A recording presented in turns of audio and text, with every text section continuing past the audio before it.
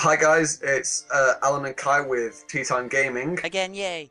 As you can see, we were on the way to a friend's, and our car accidentally flew into the ocean. They're trying to retrieve the rest of the luggage. That's what that boat's for. But luckily the boot we could get to, and we got our stuff out, and we just thought we'd set up. Yes, in our small boot we do keep 2 entire desks, a fax machine, a globe, a painting, and everything else you would need. Yeah, two chairs, a clock, and a cactus with a bit of newspaper. However, when we were unloading it, the coffee mug that came installed, it fell off. And it smashed. Noticed that we swap desks. We like to do that once in a while. We like to So basically, move territories. That family, which was mine last time, is now mine. Yeah. So I've taken his family, and my old father was also smashed in the car crash. It's quite a nasty wreckage, actually. I hope old Bessie's alright. Bessie? That's the car name. Old Bessie. Yeah. Oh. We're waiting for our friend to come pick us up, but whilst we're waiting, we thought we'd do some stories. I think so. I think you should turn that smoke off, because render speeds indicate that my frame rate is going down. I'll go speak to the boatsman. While I'm waiting for him, I'm just going to admire this paper. Day's news: car crashed into ocean. Man with top hat killed by boat. Huh? Oh, nothing. This was just I time traveled to the future and got the Sunday news. Screw you, guy. All right, he said he'll extinguish the flames. Okay. God, Alan, no. get back in your chair. I've lost the skin. There it is. You've lost your skin. So anyway, on with the story. So Kai, do you want to start us off? Today? No, I think you should start us off. Okay, I've got one. So I have, apart from my staffy, Bailey, I have a crippled Dachshund. Very sad story. He was crippled at birth, front legs twisted. I just thought he was a sausage dog. I didn't know he had a posh name. Shush. Continue. Yeah, crippled. His front legs are twisted. He can move around fine. It's just, Like how he just sort of slumps to the floor whenever you drop him. Yeah, that. And my little brother has a gerbil called Ziggs, and Salty is literally addicted to him. He will sniff up Ziggs's used sawdust. Wait. Like literally snort it up like crack. So, sawdust. Oh, that was a Skype download thing. Because apparently, when we're in a burning wreckage, we've got a mobile. Yes, we have Google in our ears. I'd had my hair cut because I'm a beautiful and young lad, and I'm guessing this was recently then. Yeah, it was quite recently. Yeah, it was quite recently, and my mum and my little brother came to pick me up, and Matthew had bought, who is my little brother, he had bought one of those balls that the gerbils run around in. So we got home, and they were going to clean out Ziggs's cage. Right. So they put the gerbil in this ball. I kicked Bailey out of the room because he would break the ball and eat him. So who'd eat the hamster, or right? He'd break open the ball and eat the gerbil. Like one of those little Kinder eggs. Yeah, You break it open, and you have a toy inside. Yeah, and I like that. That is perfect. And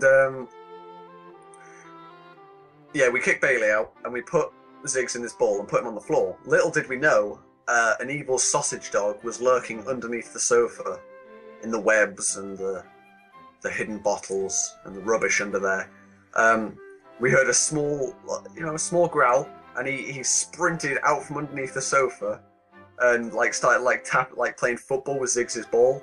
Was Ziggs inside the ball? Ziggs was inside the ball. We wouldn't stop him because it was just so funny. Because he'd flip it up in the air, get scared, run halfway across the room, then sprint all the way back, and start trying to bite him through a plastic ball. I was outraged. I ran into my room. I punched a hole through a TV.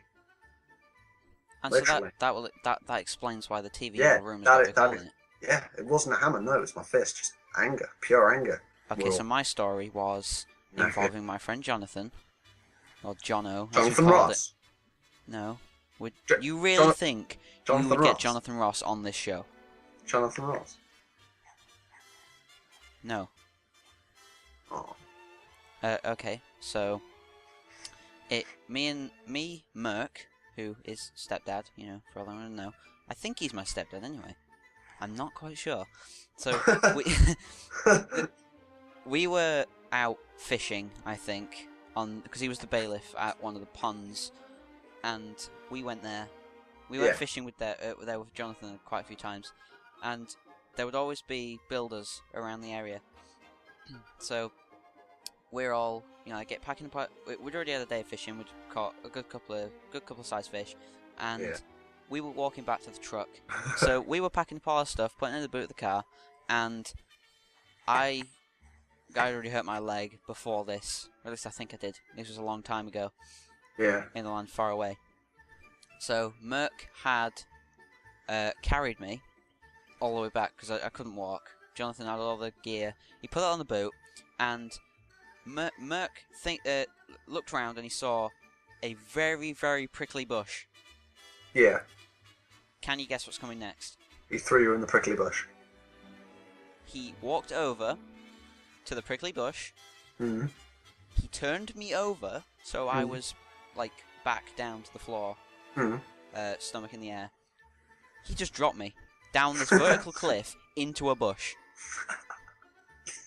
Why? Because he's Merc.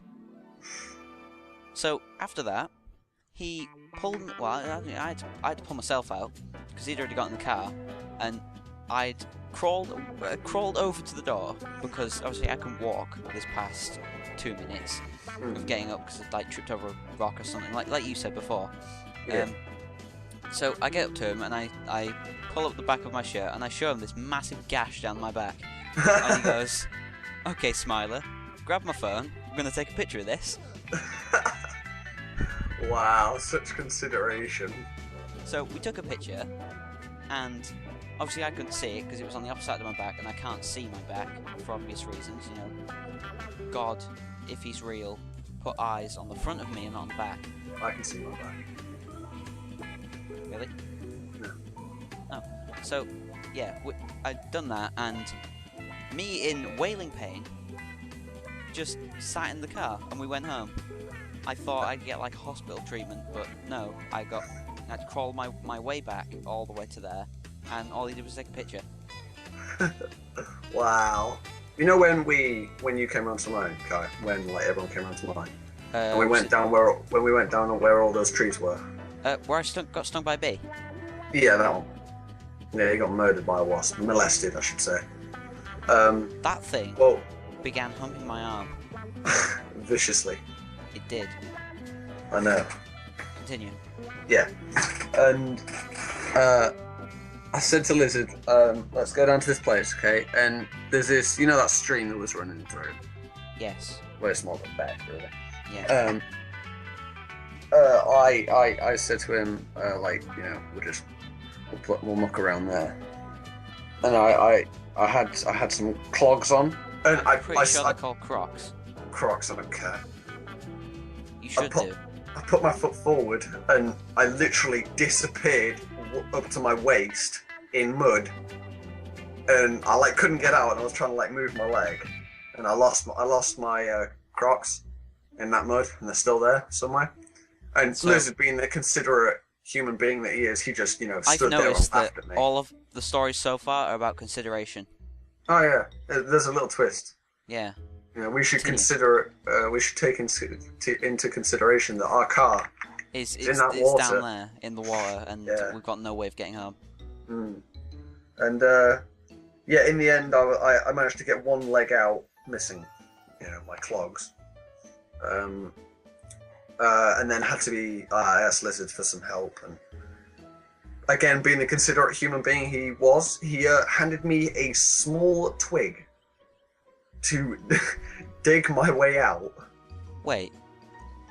So, you only got one leg out, and considering the tallness of you, how did your other leg not just snap off? I have no clue.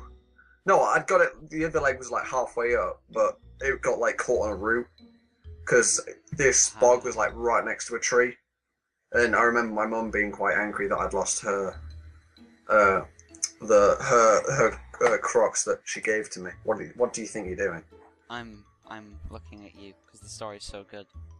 But Check even my hands are like a little giddy child waiting for the plot twist. Come on, Daddy, tell us more. And we had showers, obviously separate. Yeah. And we watched Don't Be Afraid of the Dark and went home. that is I've the got a shit. terrible cough. You've coughed once. Oh. Okay, my story is... Wait, that'd be like me farting and then saying I've got horrible diarrhea. I thought it would be gaseous problems. Shut up, Kai. Carry on. Okay, so my story you might be more familiar with, but obviously the viewers don't. It involves... Wait a minute, Who's what? that? Wait, is that a friend? Huh? Ethan! He's Yeah. come to save us, Kai. It's Yeah. okay.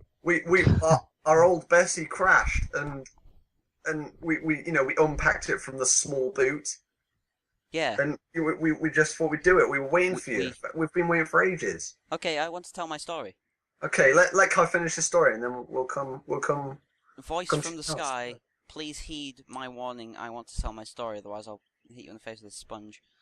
Voice from the sky. Jesus. He lives in that estate building there. The one behind me? Yeah. Wait. That one? Yeah. That one over there? Yeah. Oh, okay. Can you see him from the balcony? No.